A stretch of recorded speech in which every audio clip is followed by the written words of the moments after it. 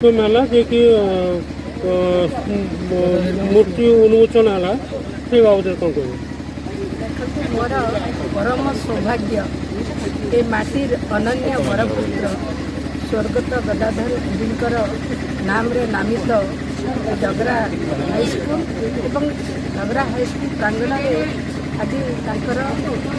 प्रतिमूर्ति उन्मोचन होती सौभाग्यवशतः मुझे आज पहुँची पारी निश्चिंत भाव समस्त को आह्वान करी विशेष भाव युव समाज को आह्वान करी आज गोटे पवित्र दिन यही तिथि गदाधर गिरीकर श्राद्ध दिवस आज आम युव मानसर जे प्रतीक स्वामी विवेकानंदर आज जन्म जयंती तेणु सबू युवक मानक आह्वान करी कही जो देश जो जाति युवक मानक प्राधान्य देती से देश से जाति उन्नतिर से शीर्ष में पहुँची जो महान जननायक कथा ये उद्धृत कर माटी अनन्य बरपुत्र गदाधर गिरी कथा जब मुझे कहबी कि सी आम समस्त प्रेरणार उत्स तांकठू अनुप्राणित हो आम आज लोकंर सेवा करने को बाहरी आसुचु अमर आत्मार सद्गति कामना करी एवं युवपीढ़ी को आह्वान करी कहिबी से गुण में अनुप्राणित हो गदाधर जमी जनसेवा करुले सेमती जनसेवा करतु ये निश्चिंत भाव ये माटीर अनन्य साहित्यिक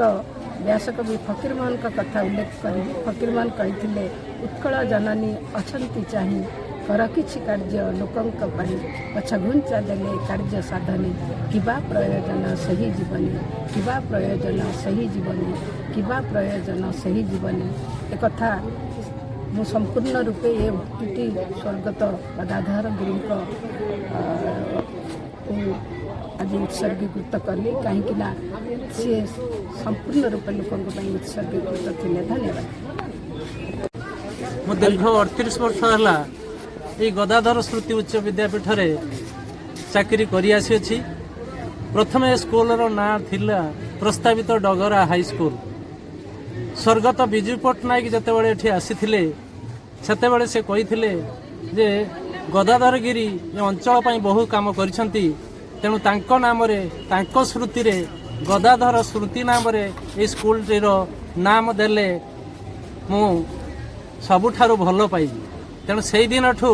आम स्कूल रेकर्ड रे गदाधर स्मृति नाम रे नामित कलु मोर बहु दिन अपेक्षा थिला जे मु तांकर प्रतिमूर्ति टिए करिबी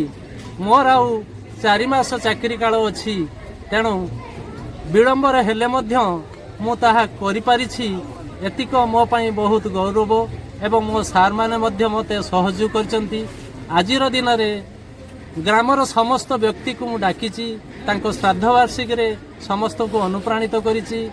उभय स्कूल रो पिला छात्र गार्डियन समस्त एठारे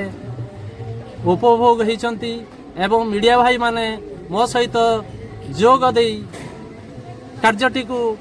अतिवाहित करिथिबारु मु समस्त को विद्यालय तरफ धन्यवाद देउछि। एतियो कहि मोर वक्तव्य मु शेष करूछि।